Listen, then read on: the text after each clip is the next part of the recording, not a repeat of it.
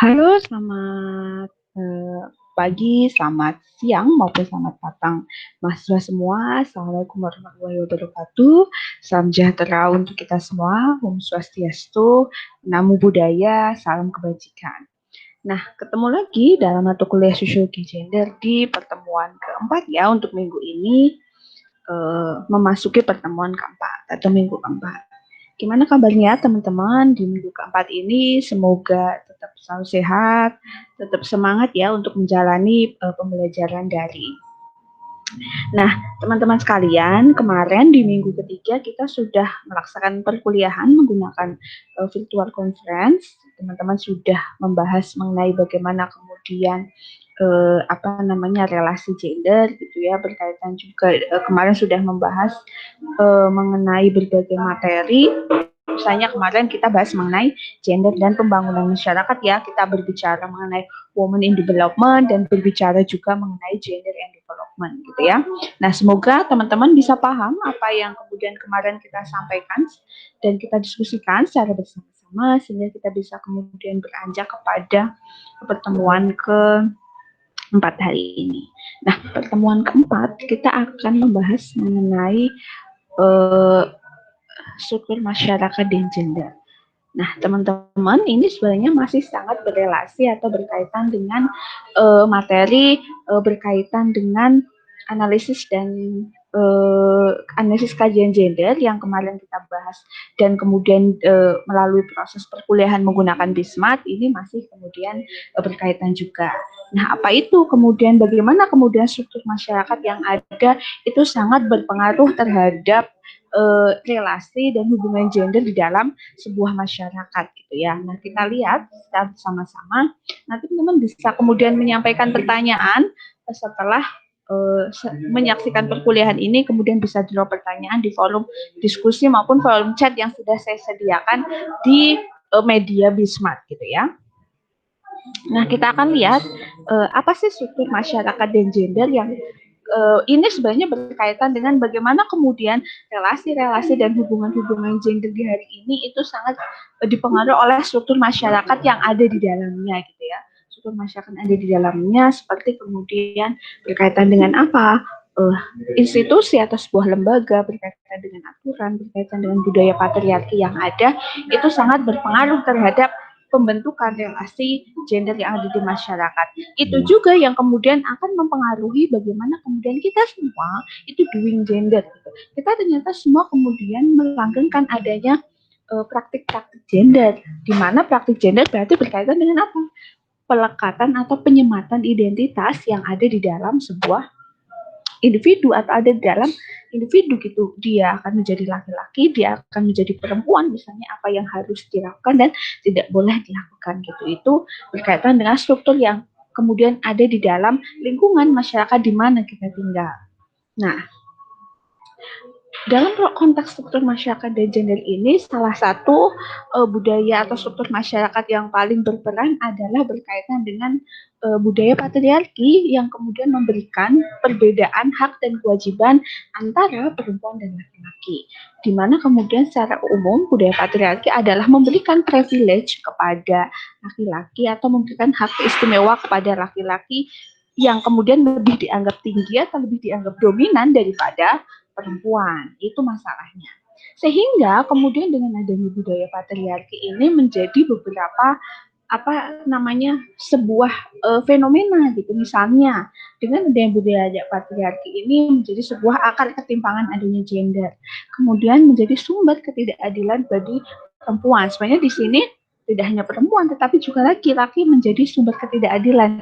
Hanya saja karena lebih banyak itu dirasakan oleh perempuan, maka kemudian korbannya sebagian besar perempuan. Walaupun memang banyak juga kemudian laki-laki yang menjadi korban adanya ketidakadilan ini. Yang ketiga, penyebab perempuan tersubordinasi dan termarginalisasi. Yang keempat adalah memberi identitas peranan gender atau bias gender akibat adanya ketidaksetaraan gender. tadi setiap dari kita karena adanya struktur masyarakat yang patriarkis ini sehingga kemudian setiap dari kita melakukan tadi doing gender bahwa kita menyematkan sifat-sifat tertentu, peran-peran tertentu, identitas-identitas tertentu pada setiap individu yang kemudian dikotomi atau dibagi menjadi konsep laki-laki dan perempuan. Laki-laki maka ini yang harus dilakukan dan tidak boleh dilakukan, perempuan ini yang boleh dilakukan dan tidak boleh dilakukan tadi. Kemudian memberi identitas itu membagi ke dalam dua kutub yang sangat berlawanan. Itu perempuan itu harus selalu feminin, laki-laki itu harus selalu maskulin. Itu akibat apa? Akibat struktur masyarakat tadi, budaya patriarki yang ada di dalam masyarakat. Nah, apa itu budaya patriarki tadi? Kita bisa melihat struktur masyarakat yang memberikan privilege atau keistimewaan kepada laki-laki. Nah, sehingga kemudian patriarki menjadi salah satu unsur budaya yang paling tua, terwujud pada seluruh aspek kehidupan, yaitu sosial, politik, pendidikan, agama, ekonomi, bahkan gitu.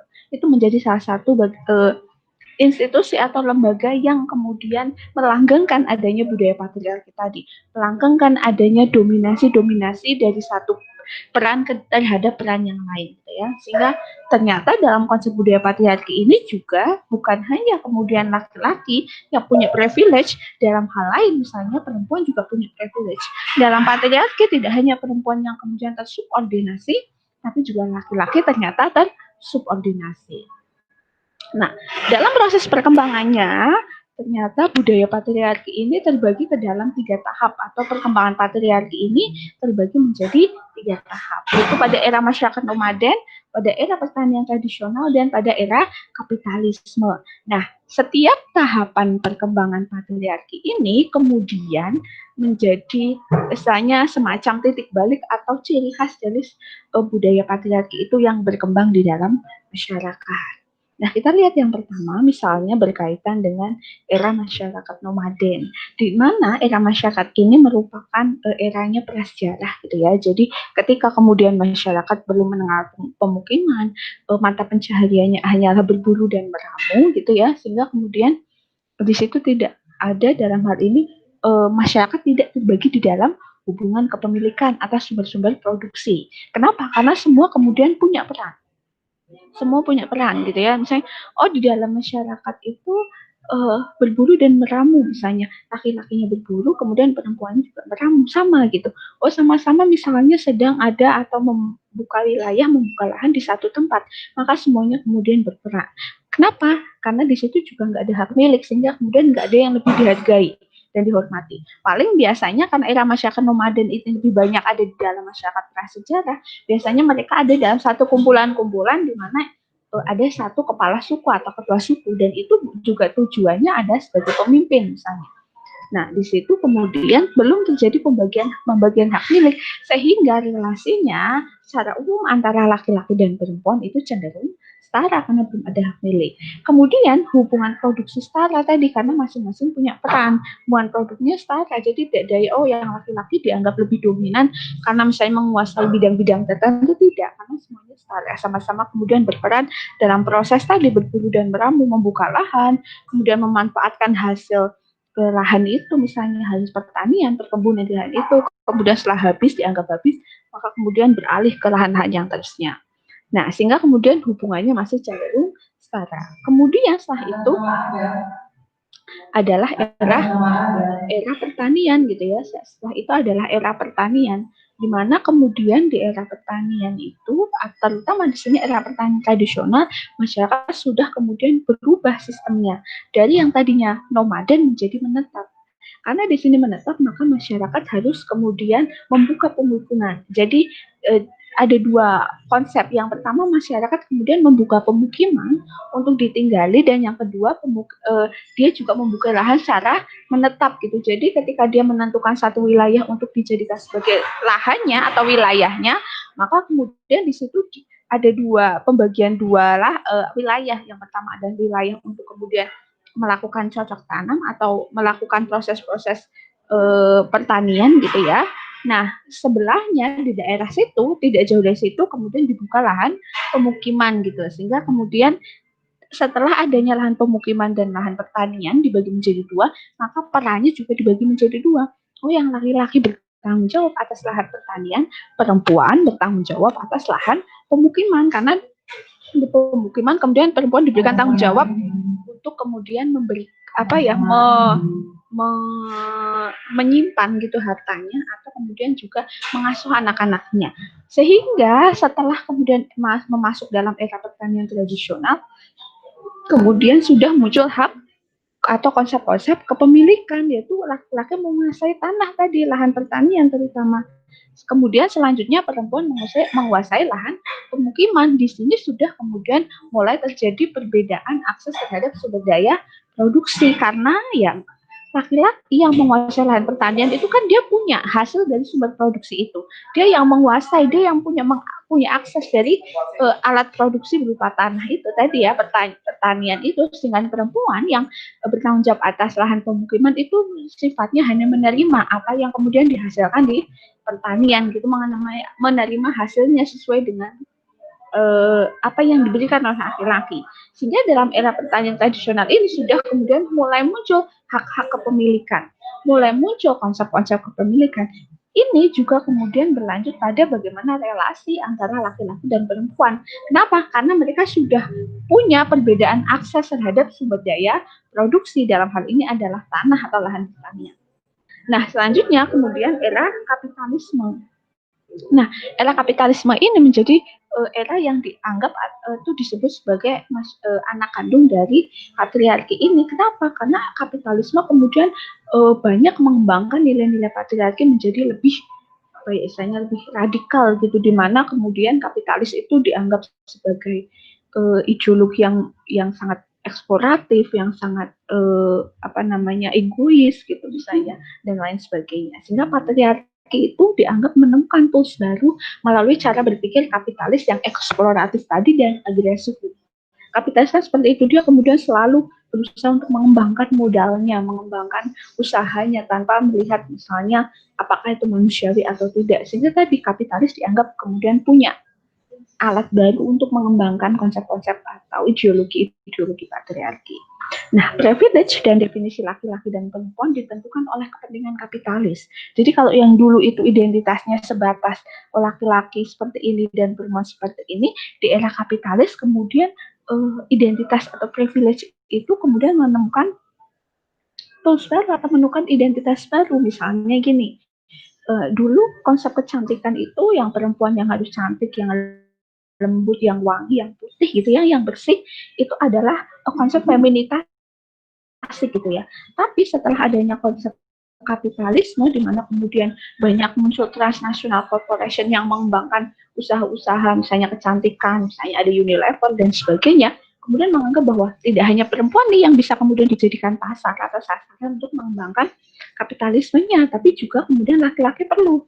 Sehingga kemudian muncullah konsep maskulinitas baru. Maskulinitas tidak hanya digambarkan misalnya dalam bentuk yang macho, yang kulit sawo matang, tanning gitu, kemudian kekar gitu, brewokan gitu, enggak. Ternyata kemudian kapitalisme melalui media, melalui iklan, melalui film, kemudian membangun maskulinitas baru. Misalnya dengan apa? Dengan wajah. Misalnya, oh laki-laki sekarang juga harus bersih loh, laki-laki sekarang juga harus wangi, laki-laki sekarang harus putih, laki-laki sekarang harus pakai impiamen gitu dan lain sebagainya gitu ya. Pakai pembersih wajah. Kenapa? Karena dengan adanya konsep maskulinitas yang baru itu kemudian kapitalis diuntungkan. Jadi pasarnya itu tidak hanya perempuan tapi juga laki-laki menjadi pasar baru dari perkembangan transnational corporation dalam bentuk tadi perawatan wajah, skincare dan sebagainya. Nah, itu salah satu contoh bagaimana kemudian kapitalis ini memberikan identifikasi atau pengelompokan baru dari budaya patriarki. Jadi sebenarnya patriarki nggak berkembang, nggak mati gitu, tapi malah justru kemudian menemukan era baru di masa kapitalisme ini. Nah, itu salah satu contoh bagaimana kemudian budaya patriarki yang ada di dalam sudah juga istilahnya terinternalisasi masyarakat kita dari aturan atau normanya, sehingga kita punya sebuah norma pedoman hidup yang identifikasi, oh perempuan harus seperti apa, laki-laki harus seperti apa tadi. apa yang boleh dan tidak boleh dilakukan oleh masing-masing. Kemudian dalam institusi, patriarki kemudian dilanggengkan oleh institusi keluarga, institusi pendidikan, institusi apalagi politik misalnya, bahkan institusi agama juga melanggengkan adanya budaya patriarki. Kemudian dari itu misalnya dari segi apa? Dari segi kelompok misalnya, oh ternyata ada beberapa kelompok-kelompok yang kemudian hanya boleh hanya kemudian dianggap wajar diikuti oleh satu jenis kelamin tertentu. Oh, ini kelompok ini tuh wajar diikuti oleh laki-laki misalnya. Kelompok ini wajar hanya diikuti oleh perempuan. Sehingga tadi perkembangan budaya patriarki sudah kemudian terinternalisasi kuat di dalam struktur sosial masyarakat. Nah, di mana kemudian adanya budaya patriarki yang kemudian terinternalisasi kuat di dalam struktur masyarakat kita, kemudian termanifestasi atau terwujud dalam kelima pengalaman sosial yang dialami oleh perempuan. Dulu pernah sempat saya sebutkan ketika saya membahas mengenai relasi gender ya, ada 5 pengalaman sosial yang kemudian menjadi dirasakan oleh perempuan akibat adanya budaya patriarki itu. Mungkin teman-teman masih ingat ya, ada yang pertama adalah marginalisasi. Nah, marginalisasi ini akibat dari kebijakan pemerintah seperti misalnya adanya revolusi hijau atau pertanian, adanya dharma wanita, peran wanita dalam pembangunan seperti yang kita bahas kemarin, dan peraturan daerah per daerah. Sehingga kemudian dengan adanya marginalisasi ini, kemudian akses perempuan terhadap kesempatan di berbagai bidang itu berkurang. Contohnya dharma wanita yang sudah kita bahas kemarin. Itu salah satu bentuk marginalisasi. Kenapa? Karena hanya perempuan-perempuan istri dari sebuah pimpinan lembaga itu yang bisa kemudian menjadi pemimpin atau menjadi ketua organisasi. Sedangkan misalnya mereka-mereka yang sesungguhnya kompeten, berbakat gitu ya, tidak bisa kemudian menjadi pemimpin hanya karena dia bukan istri jadi pejabat gitu. Itu kan salah satu marginalisasi. Kenapa? Karena membatasi akses perempuan kemudian berpartisipasi di dalam pembangunan gitu ya, PKK contohnya dan sebagainya. Bahkan mungkin hari ini juga masih banyak sekali marginalisasi di bidang misalnya politik. Beberapa perempuan mungkin dianggap memiliki stereotip negatif atau dianggap sebelah mata ketika mereka ingin menjadi pemimpin. Anggapannya nanti akan ribet karena perempuan itu nggak bisa fleksibel ketika menjalankan tugas ya, kalau malam dan sebagainya. Kemudian banyak juga anggapan bahwa perempuan itu nanti baperan jadi nggak cocok jadi pemimpin dan sebagainya. Itu kan marginalisasi. Peran stereotip yang didasarkan pada jenis kelamin tertentu yang itu membatasi akses, dalam hal ini adalah perempuan, untuk mencapai atau partisipasi dalam berbagai bidang kehidupan, baik pendidikan, politik, misalnya ekonomi dan sebagainya. Nah, yang kedua, subordinasi. Selain marginalisasi, akibatnya struktur budaya yang patriarkis tadi kemudian menjadikan adanya subordinasi bagi perempuan. Yaitu apa? Istilahnya apa ya? Memberikan identitas atau memberikan pandangan yang tidak baik kepada perempuan karena hanya berdasarkan anggapan-anggapan tertentu. Misalnya apa? Anggapan-anggapan pada sikap perempuan yang cenderung dalam hal ini ada stereotyping gitu ya, jadi label-label negatif, misalnya perempuan dianggap irasional, perempuan dianggap emosional, perempuan dianggap lemah dan sebagainya, sehingga kemudian atas dasar anggapan-anggapan yang tidak, sebenarnya itu juga hanya asumsi belaka gitu ya, sehingga kemudian itu menjadi dasar adanya subordinasi terhadap perempuan, sehingga tadi kalau irasional perempuan nggak bisa jadi pemimpin deh, nanti baperan tadi misalnya. Kemudian karena lemah dianggap perempuan harus selalu dilindungi atau misalnya harus selalu menjadi pengikut atau pendamping, dia tidak bisa menjadi subjek yang utama. Kemudian dianggap bergantung pada suami karena dianggap lemah gitu ya. Oleh karena itu banyak kegiatan-kegiatan yang kemudian harus mau tidak mau izin suami gitu ya. Maksudnya ya izin ini harusnya dalam keluarga ini dalam konteks karena mereka ada dalam satu hubungan yang kemudian saling berpartner, bukan izin dalam konteks misalnya mau bagaimanapun misalnya apa yang dikatakan suami istrinya nggak akan, misalnya nggak boleh ya dia akan kemudian mengikuti, bukan karena misalnya dia sebagai pasangan yang saling mendengarkan pendapatnya, tapi sebagai misalnya pemimpin di sini dia sebagai pelaku utama dan si istri ini hanya sebagai sebuah pendukung gitu. Jadi ya apapun yang dikatakan itu diikuti tanpa adanya diskusi dan kompromi gitu. Ini yang kemudian menjadi salah satu konsep subordinasi perempuan. Selain subordinasi dan marginalisasi, yang selanjutnya adalah berkaitan dengan bagaimana stereotip tadi, atau stereotip ini adalah pelabelan yang cenderung negatif ya. Jadi stereotip pada perempuan, misalnya kemudian adanya pelecehan seksual, biasanya ini banyak terjadi. Bagaimana kemudian adanya pelecehan seksual atau kejahatan seksual ini banyak sekali kemudian dibebankan kepada si korban, dalam hal ini adalah pelaku. Misalnya ada pelecehan, pemerkosaan gitu, biasanya apa yang kemudian pertama kali dikatakan oleh orang sekitar, oleh polisi, misalnya penegak hukum, kamu jam berapa itu kejadiannya, jam berapa, misalnya malam gitu, di mana, di gang sempit gitu, ngapain kamu perempuan malam-malam di gang sempit gitu, atau misalnya kamu pakainya baju apa gitu, kamu pakainya baju apa di situ, atau kamu jangan-jangan diam aja ya, jadi kamu nggak melawan ya gitu, jadi kemudian jangan-jangan kamu menikmati. Itu stereotip yang ada di dalam perempuan ketika menjadi korban pelecehan atau kejahatan seksual. Dianggap perempuan sedaktif atau memancing, kemudian dianggap tidak menggunakan pakaian yang sopan dalam standar norma masyarakat secara umum, dianggap kemudian misalnya mengundang, kemudian dianggap karena malam-malam jalan sendirian sehingga dianggap itu wajar untuk menjadi korban kekerasan atau pelecehan seksual. Itu salah satu hal yang menurut saya stereotip yang harus benar-benar dihilangkan. Kenapa gitu? Karena dalam prakteknya atau di dalam fakta yang ada menurut Komnas Perempuan, ternyata sebagian besar itu pakaian, atau nanti teman-teman bisa cek ya, bahwa sebagian besar pakaian yang dikenakan oleh mereka korban pelecehan seksual dan perkosaan itu tidak yang kemudian pakai tank top gitu, pakai hot pants, rok mini itu enggak, tapi mereka ya pakai pakaian biasa seperti saya, misalnya pakai jilbab biasa, bahkan ada yang sampai pakai baju kurung pun tetap di apa namanya, tetap dilecehkan gitu, pakai jilbab itu tetap dilecehkan, sehingga dalam hal ini pelecehan seksual itu bukan berkaitan dengan bajunya, tapi apa, pola pikir gitu.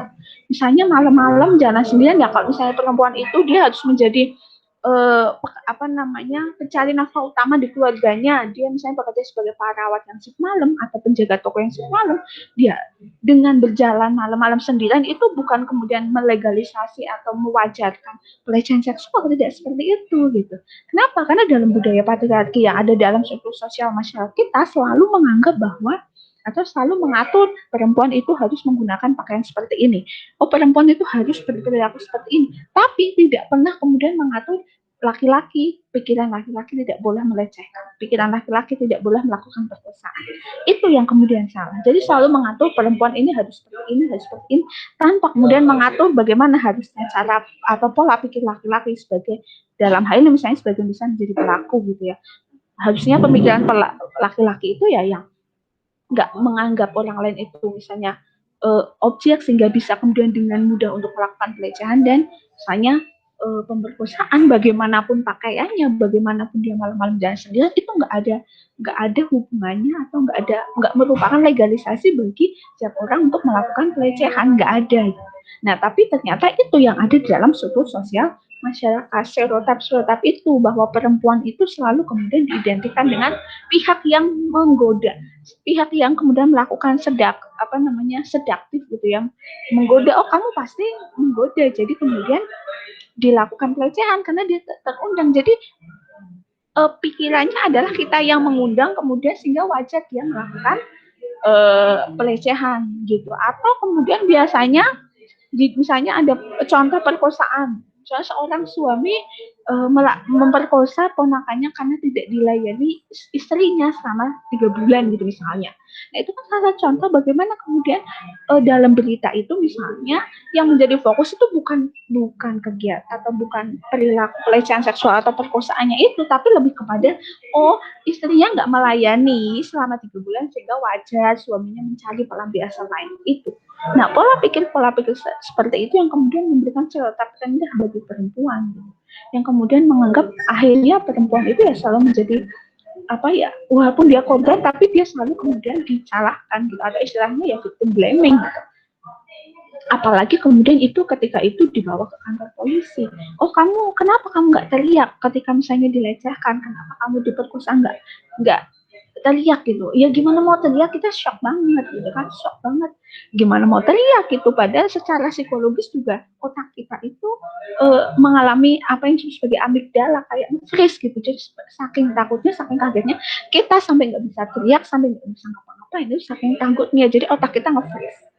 Nah, jadi orang kemudian kenapa harus tanya misalnya mana bukti spermanya, ya gimana mau ada spermanya, itu sudah kejadian 3 hari lalu misalnya, baru kemudian berani untuk mengungkapkan hari ini misalnya, setelah dia stabil secara emosi gitu ya, spermanya nggak ada, mana sempat kemudian dia misalnya nyimpen bukti spermanya di celana dalamnya gitu, orang lihatnya aja sangat-sangat traumatis gitu. Jadi kadang apa namanya pihak kepolisian gitu misalnya juga nggak ada empatinya sama sekali. Kayak sempat kemarin mungkin teman-teman nonton ya di TikTok itu, yang kemudian ada, kan sekarang memang kalau dia mengalami kekerasan dalam rumah tangga itu ada tanda-tandanya ya, mungkin dia nggak bisa ngomong, jadi dia cuma kirim video pakai tanda misalnya tangan yang kayak gini-gini ngepal itu sambil nangis, tanggapan yang polisi itu di TikTok nih, teman-teman nonton ya, dia sampai ngapain kok kamu kena pelecehan, kok nggak lapor malah bikin video TikTok. Ya itu salah satu contoh bagaimana kemudian pelaku dan apa namanya penegak hukum itu tidak menerapkan empati gitu. Mungkin orang di situ sedang ketakutan sekali, siapa tahu yang melakukan kekerasan dah orang tuanya, keluarga terdekatnya, sehingga ketika dia teriak, dia ngomong, ya dia semakin dipukul karena tahu nanti takut orang lain tahu gitu, semakin dipukul, sehingga yang dia hanya lakukan adalah mengirimkan tanda melalui video gitu. Tapi dia bilang bahwa kenapa ngirim video malah bikin TikTok, nggak lapor, dia gimana mau lapor gitu kan. Maksudnya kadang konsep-konsep seperti itu juga harus berdasarkan pada empati gitu. Jadi kajian-kajian seperti ini juga berbasis empati. Kalau nggak empati ya dia nggak akan bisa merasakan, oh korban itu ternyata kalau melakukan pelecehan itu ya sama sekali nggak bisa teriak. Jangan lari, teriak nggak bisa karena tadi otaknya habis gitu. Mana mungkin misalnya mau bawa barang bukti, dia aja trauma lihat orangnya, lihat tempat kejadiannya sangat-sangat traumatis ini. Sehingga kemudian ini menjadi salah satu permasalahan bagaimana kemudian stereotip ini masih menjadi permasalahan atau dampak dari hubungan atau relasi yang tidak seimbang antara laki-laki dan perempuan di dalam struktur sosial masyarakat. Stereotip ini sering membuat perempuan pada kelas 2 sehingga istri tidak boleh lebih tinggi dari suami. Ini seperti contohnya kemarin ya. Atau misalnya di dalam hubungan keluarga itu kadang kan misalnya perempuan itu selalu diibaratkan sebagai sosok yang nomor 2 gitu, sosok yang patuh, yang manut, yang penyayang gitu, sehingga ketika atau yang misalnya dia selalu di bawah kedudukannya selalu di bawah suami, sehingga misalnya dalam keluarga istrinya berpendidikan lebih tinggi atau bahkan berpenghasilan lebih tinggi, biasanya kemudian menjadi kunjingan, oh nanti suaminya gimana tuh, pasti misalnya dia jadi semena-mena kepada suaminya, itu kan stereotip.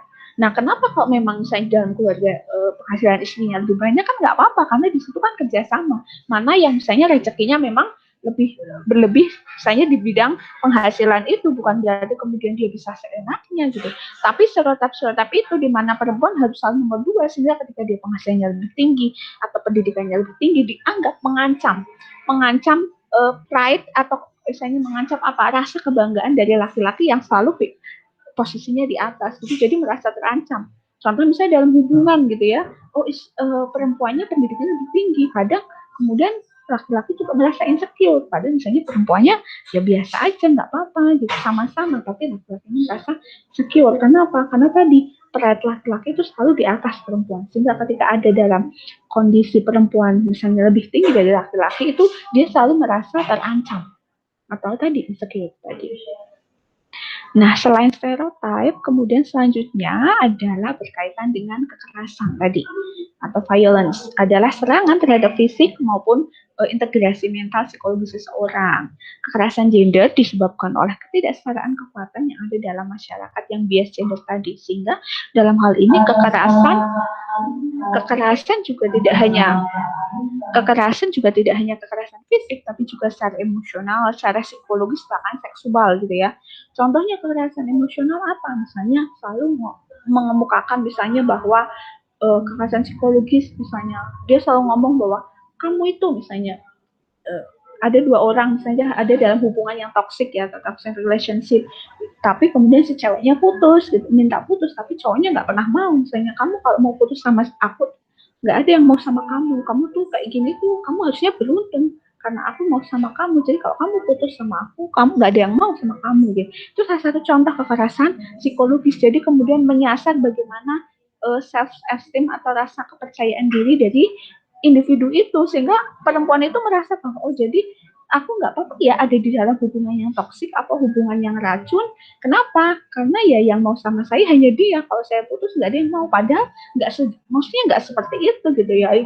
Dia pantas dihargai, dicintai, gitu, dihormati. Gitu. Sehingga kemudian karena dia merasa laki-lakinya ini merasa kemudian yang mau dengan perempuan ini hanya dia. Jadi itu salah satu cara hegemoni untuk melanggengkan hubungan yang toksik itu dengan apa? Dengan menyasar rasa percaya diri dari perempuan itu contoh kekerasan psikologis. Selanjutnya kekerasan fisik jelas ya, misalnya KDRT, kekerasan fisik, kekerasan dalam rumah tangga secara fisik. Kalau misalnya kalau nggak mau ada kasus misalnya nggak mau melayani suaminya kemudian dipukul dan sebagainya, nggak mau berhubungan seksual dengan suaminya dipukul kemudian dan sebagainya, di rumah misalnya nggak taat pada perintah dipukul dan sebagainya. Itu kan salah satu contoh bagaimana kemudian relasi antara laki-laki dan perempuan dalam hal ini dan misalnya hubungan baik pernikahan maupun pacaran itu sangat-sangat tidak setara. Si pelaku ini yang memukul ini merasa kemudian lebih dominan, lebih apa namanya lebih dominan daripada kemudian yang korban, dalam hal ini misalnya perempuan.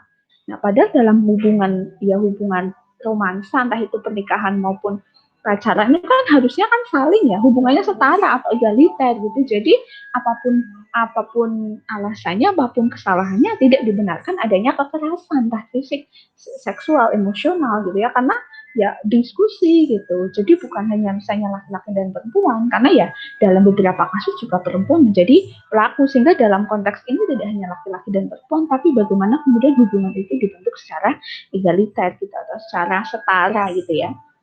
Nah, itu yang menjadi kegelisahan kita. Mungkin teman-teman di sini kalau ada yang ada di dalam hubungannya toksik, segeralah dilepaskan gitu ya. Kalau merasa bahwa aku kalau berhubungan sama dia tuh yang aku selalu nggak nyaman, selalu merasa insecure, nggak bisa berkembang gitu ya, karena ini nggak boleh, itu nggak boleh, keluar sama teman-temannya nggak boleh, kalau ada cowoknya dan sebagainya. Silakan direnungkan lagi, itu merupakan salah satu contoh hubungan toksik, yaitu harus kemudian putuskan saja, tenggelamkan gitu ya. Ketika kita ada dalam hubungan yang nggak bisa, justru diri kita nggak bisa berkembang, kompetensi kita, kepribadian kita, relasi sosial kita dengan orang lain nggak bisa berkembang karena kita selalu dibatasi tadi. Sehingga biasanya dibatasi atas dasar cinta. Kamu nggak boleh ini karena aku peduli sama kamu nggak boleh capek, kamu nggak boleh ikut organisasi ini nanti kamu capek. Padahal itu salah satu bentuk misalnya justru si pelaku ini merasa insecure kalau pasangannya itu misalnya terlalu banyak berrelasi, terlalu banyak ikut organisasi, nanti mungkin secara kompetensi itu lebih tinggi, maka pasangan ini insecure karena nggak bisa kemudian mengimbangi, sehingga tadi dengan asas cinta perhatian membatasi. Ya, itu salah satu contoh bagaimana hubungan itu adalah yang toksik. Yang kemudian itu ketika ada dalam hubungan pacaran itu kemudian akan berlanjut ke hubungan misalnya kalau sudah pacaran yang belum ada, misalnya belum ada ikatan apapun aja sudah berani kayak gitu ya, apalagi kalau misalnya berumah tangga, mungkin tadi akan terjadi kekerasan fisik, bahkan kekerasan seksual misalnya. Dalam hal ini adalah berkaitan dengan marital rape ini tadi. Nah, pemerkosaan ini tidak hanya terjadi di luar, tapi dalam pernikahan terjadi pemerkosaan tadi ketika tidak ada kesepakatan ketika berhubungan seksual. Nah, ini masuk di dalam kekerasan. Kasus kekerasan angka KDRT ini sangat tinggi ya, berkaitan dengan baik kekerasan secara fisik maupun seksual ini sangat tinggi gitu. Kenapa? Karena kadang mereka juga tidak lapor ya, fenomenanya seperti gunung es gitu, karena banyak yang nggak lapor karena merasa bahwa ya itu aib, nggak boleh diceritakan, jadi hanya semenderita apapun misalnya ya dia hanya disimpan sendiri. Itu kekerasan. Dan yang terakhir dalam berkaitan dengan 5 pengalaman sosial adalah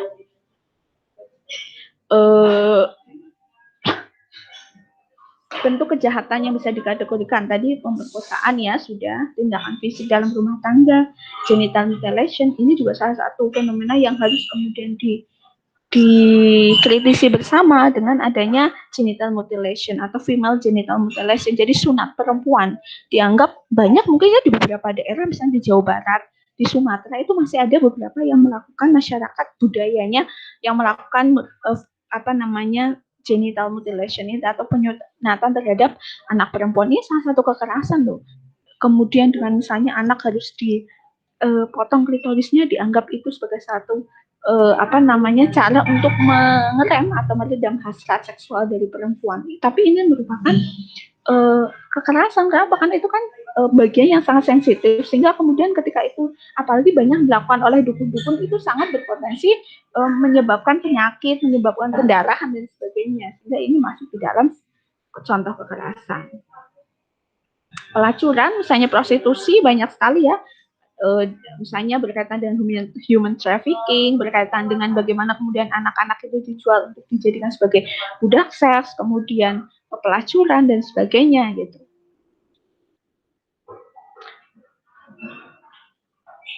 Pornografi, kekerasan dalam bentuk pornografi, kemudian pemaksaan KB, kemarin sudah kita bahas sedikit di dalam konsep gender dan pembangunan, di mana kemudian program-program KB lebih banyak kemudian dibebankan kepada perempuan gitu ya, dengan dampak hormonal yang dirasakan, entah itu akibatnya nggak menstruasi, menjadi misalnya gendut, menjadi badannya tidak enak, itu karena kemudian itu dipaksakan kepada perempuan. Laki-laki tidak pernah dipaksa untuk melakukan KB atau bertanggung jawab atas jumlah anak di dalam keluarganya.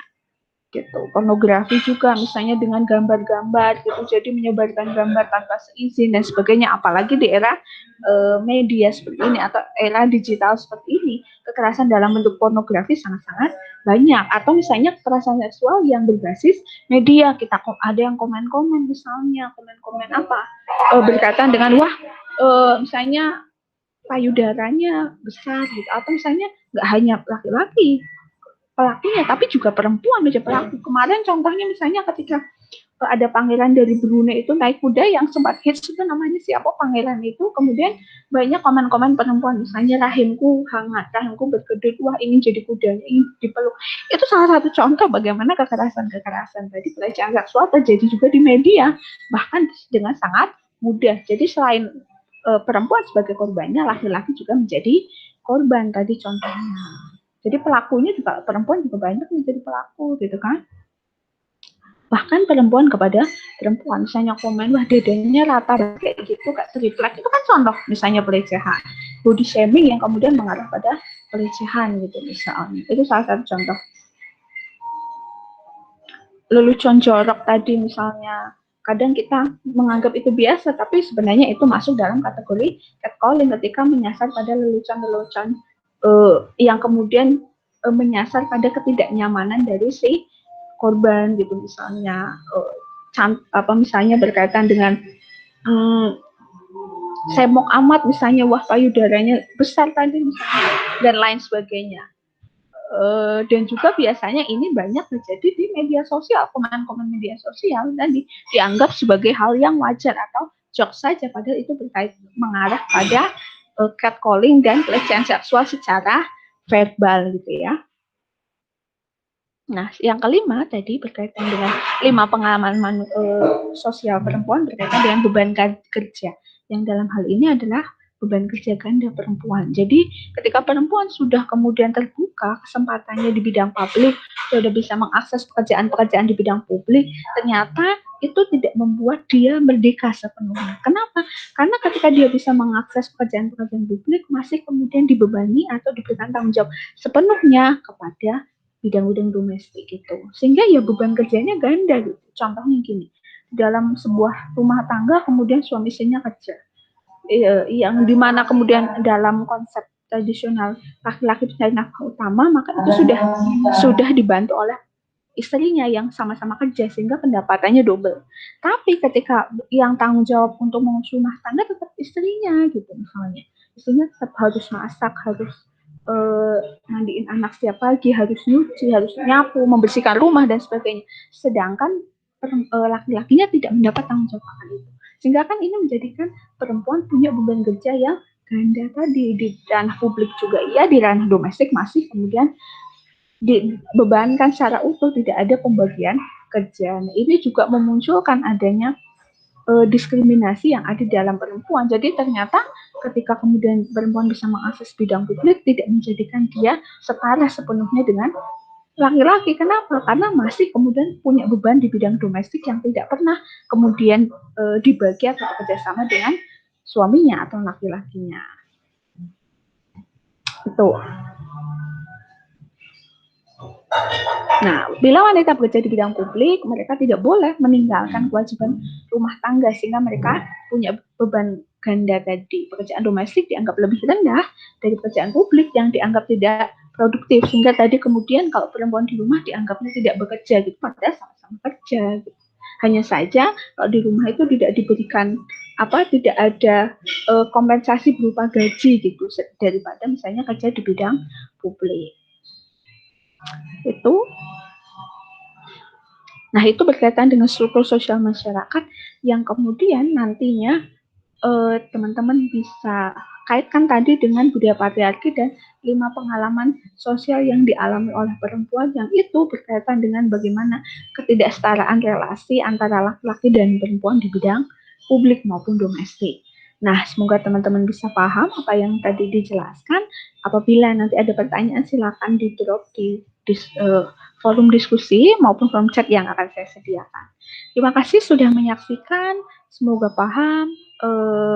Sampai ketemu minggu depan untuk perkuliahan secara langsung melalui virtual conference.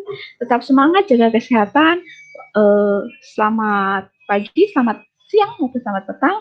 Wassalamualaikum warahmatullahi wabarakatuh.